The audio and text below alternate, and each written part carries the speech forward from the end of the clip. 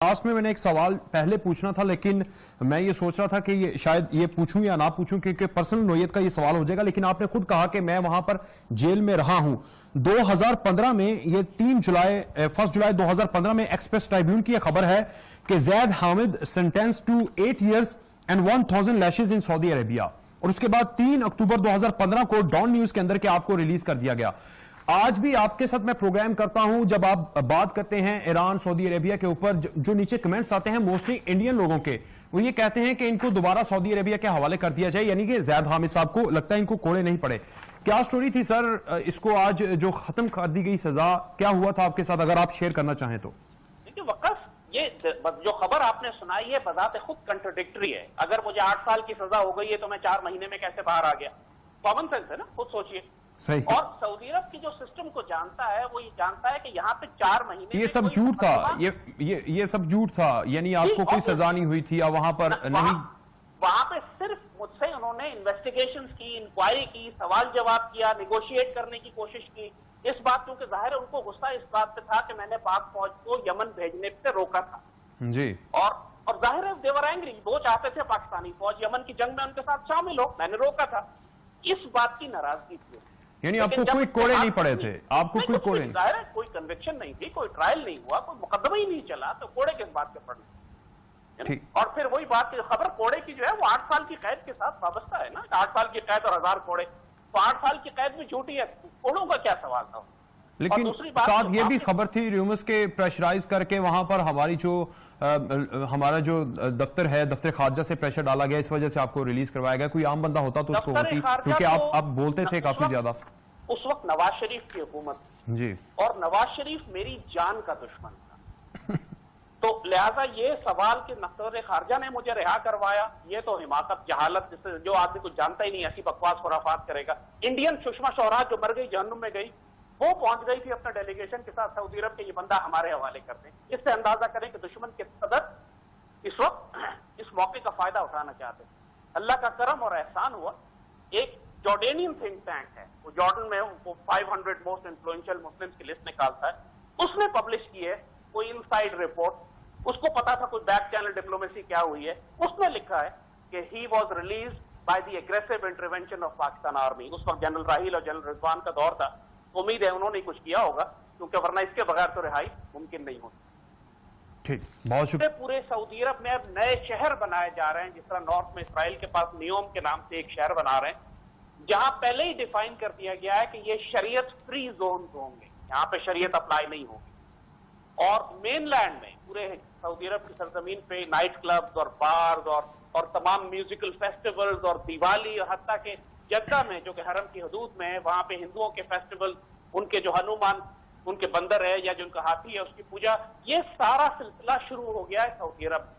सईदी रसूलुल्लाह सल्लल्लाहु अलैहि वसल्लम ने फरमा दिया था ये बहुत पहले हदीस मुबारका में कि आखिरी वक्त में अरबों की जमात जो है वो मुशरिक हो जाएगी, वो बुत परस्ती दोबारा शुरू कर देंगे, जिसका मफहूम है नहीं। और वही बात कि जो तमाम निशानियां सईदी रसूलुल्लाह ने फरमाई, दीन में ये तो है, दीन में ये तो है कि आप किसी मजहब को रोक नहीं सकते। जो एम्पायर है, स्टेट ऑफ मदीना, अगर आप उसको डिफाइन करें तो उसमें दूसरे मज़ाहब को भी इजाजत थी कि वो अपने मजहबी रसूमात को सही तरीके से सारे अंजाम दे सकें। लेकिन एक तवील अरसे के दौरान हमने मोस्टली जो अरब ममालिक हैं उन्होंने वहां पर इजाजत नहीं दी। अगर अब ये दोबारा हो रहा है तो इसको हम नेगेटिव समझ रहे हैं?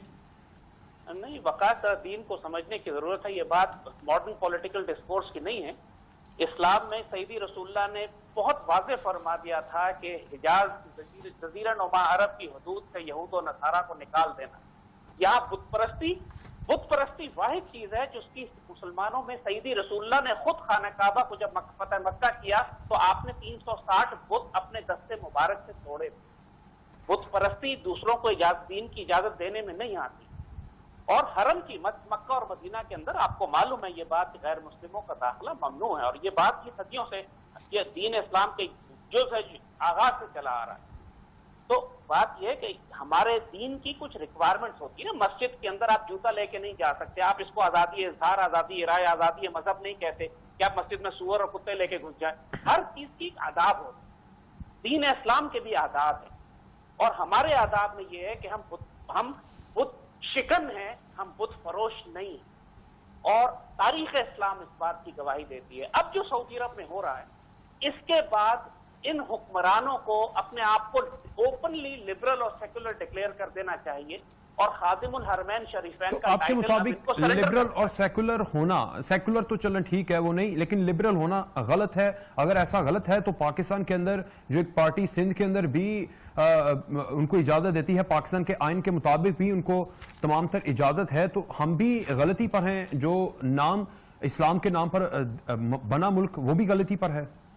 دیکھیے حجاز جو ہے نا، سرزمین حجاز کی جو حدود ہے اس میں 100% مسلمان بستے ہیں. اس کے اندر ہندو اور اس کے اندر عیسائی اور یہودی وہ صدیوں پہلے جا چکے ہیں یہاں. They don't live there anymore. اور غیر مسلموں کو اسلامی ریاست کے اندر رہنے کی اجازت ہے جس طرح پاکستان کے اندر یہ تمام اسلامی ریاستوں میں آ کے رہتے رہیں.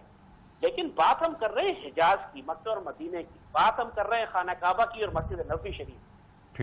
اور جہاں تک سعودی عرب کسی کو اگر رہنے کی اجازت بھی پاکستان میں ہم دیتے ہیں یہودی اور عیسائی کو، تو ہم یہ نہیں کہتے کہ تم اپنی کھلم کھلا شرابیں، بدکاری، زنا اور ساری بدکاریوں کو پبلک کر دو. مسلمان معاشرے میں رہ کر ان کو بھی آداب سے رہنا ہوتا ہے. ان کو بھی ایک جو ذمی کے رائٹس ہیں، جو ایک نان مسلم کے رائٹس ہیں، وہ ڈیفائنڈ ہیں شریعت اسلام. تو پھر اسی طرح جب ہمیں پابندیاں لگتی ہیں یورپ کے اندر، یا فرانس اگر برقع نہیں پہننے دیتا تھا تو ہم تو بڑا للچلاتے تھے اور بڑا تڑپتے تھے، پھر وہ بھی ہمارے اوپر ویسی پابندیاں اٹھاتے ہیں کہ آپ بھی سرعام عبادت نہیں کر سکتے، مساجد آپ کی بھی لاؤڈ سپیکر نہیں چلیں گے، وہاں پر نئی اذانیں ہوں گی. انڈیا کے اندر ایسا ہوتا ہے، پھر ہم بڑے غصہ کرتے ہیں. ایسا پھر دوہرا معیار تو پھر ہمیں نظر آتا ہے نا. اچھا بالکل، بات یہ ہے کہ جب وہ اپنے منہ سے کہتے ہیں کہ ہم سیکولر ہیں اور ہم کسی دین کو فالو نہیں کرتے، ہماری ریاست کا کوئی مذہب نہیں ہے اور ہم نے دین کو ریاست سے سیاست سے الگ کر دیا، جب آپ یہ منہ سے کلیم کرتے ہیں نا، تو پھر آپ کو حق نہیں ہے کہ کسی ایک مذہب کو دوسرے مذہب پر فوقیت دیں، جو کہ یورپ کا حال ہے، جو کہ انڈیا کا حال ہے، جو کہ ہمیشہ سے اپنے آپ کو سیکولر کہتے تھے. لیکن ہم نے کبھی اپنے آپ کو سیکولر نہیں کہا، ہم ہمیشہ سے اسلامی ریاست رہے. اپنے آپ کو ہمارا کانسٹیٹیوشن کہتا ہے، پہلی لائن یہ ہے کہ ملک میں کوئی قانون قرآن و سنت کے خلاف نہیں بنے گا، یہ ہمارا آئین کہتا ہے. لیکن فرانس کا یا جرمنی کا آئین یہ نہیں کہتا، وہ نہیں کہتا کہ بائبل سپریم لا ہو، وہ ڈکلیئر کرتے ہیں. اس لیے جب وہ پابندی لگاتے ہیں مسلمانوں پر اور وہ عیسائیت کو یا دوسرے مذاہب کو، یہودیت کو سپورٹ کرتے ہیں، تو ہم احتجاج کرتے ہیں بھائی سب کے ساتھ برابر کرو.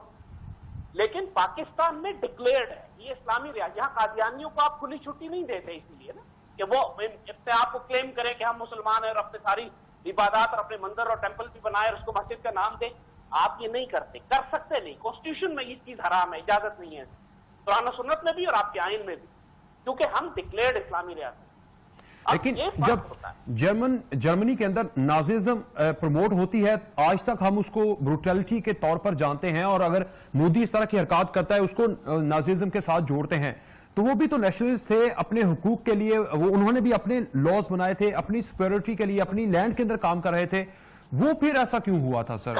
دیکھو مسلمانوں کی تاریخ آپ دیکھ لیجئے 1400 سال کی، کوئی مسلمان ریاست چاہے دنیا کے کسی بھی حصے میں ہو، خلافت عثمانیہ ہو یا عرب ہو یا اندلسیہ ہو، کہیں پہ بھی ایک غیر مسلم کو اس وجہ سے قتل نہیں کیا گیا کہ وہ عیسائی تھا کہ یہودی تھا. بلکہ جب اسپین اندلسیہ میں جو کرسچن اسپین تھا، اسپینش انکوزیشن ہوئی، مسلمانوں کو نکالا گیا وہاں سے، تو ساتھ یہودیوں کو بھی نکالا، لاکھوں یہودیوں، اور اس وقت ان کو پناہ دی خلافت عثمانیہ نے. ہمیشہ دنیا میں یہودی جب بھی پٹے ہیں، خلافت عثمانیہ نے ان کو پناہ دی ہے لا کے. مسلمانوں نے اپنی اقلیتوں کی حفاظت کی. ہم نے 1000 سال ہندوستان پہ حکومت کی. اگر تلوار کی زور پر کرتے تو آج ایک ہندو ہندوستان میں نہ ہوتا. ان کو تو آج 50 سال نہیں ہوئے، مودی کو آج بس 10 سال نہیں ہوئے، یہ باولے کتے کی طرح آپے سے باہر ہو گئے. مسلمانوں نے تو 1000 سال بڑی طاقت اور جلال کے ساتھ حکومت کی. ہم نے تو تلوار کے زور پہ سختی نہیں کی. بات یہ ہمارے آپ ایک ہسٹوریکل ٹریک ریکارڈ ہے نا، لیکن ہم نے 800 ہسٹری میں اندلسیہ پہ حکومت کی، 800 ایئرز اسپین پہ تھی ہماری. جب دمشق سینٹر تھا تو تب بھی تو اپنی ریاست کو بڑھاتے تھے، اور ریاست کو جب بڑھاتے تھے تو تب کروسیڈر بھی بنتے تھے، جا کے حملے بھی کرتے تھے.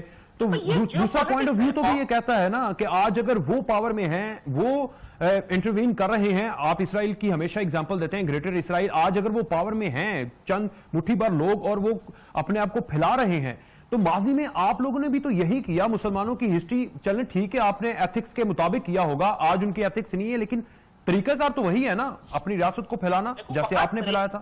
طریقہ کار وہی ہوتا ہے. رومن امپائر بھی تھی, پرشین امپائر بھی تھی, اور خلافت راشدہ کی امپائر بھی تھی. تینوں پولیٹیکل ڈائنیسٹیز تھی, گورنمنٹ تھی.